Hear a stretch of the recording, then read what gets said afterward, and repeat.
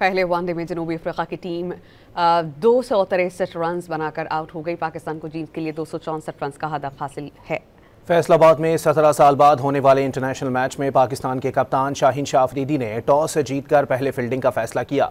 Quinton de Kock और pre Torres ने 98 run का आगाज फराहम किया।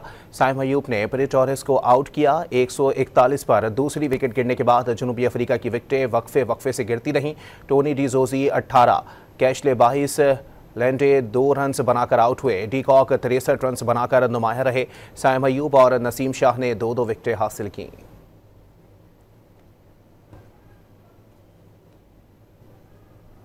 पहले वनडे में जनूबी अफ्रीका की टीम 263 रन बनाकर आउट हो गई। पाकिस्तान को जीत के लिए 264 रन का हदफ हासिल है। फैसलाबाद में 17 साल बाद होने वाले इंटरनेशनल मैच में पाकिस्तान के कप्तान शाहीन शाह अफरीदी ने टॉस जीतकर पहले फील्डिंग का फैसला किया। क्विंटन डी कॉक और प्री टॉरेस ने 98 रन का आगाज फराहम किया। साइम अयूब ने प्री टॉरेस को आउट किया। 141 पर दूसरी विकेट गिरने के बाद जनूबी अफ्रीका की विकेटें वक्फे से गिरती रहीं।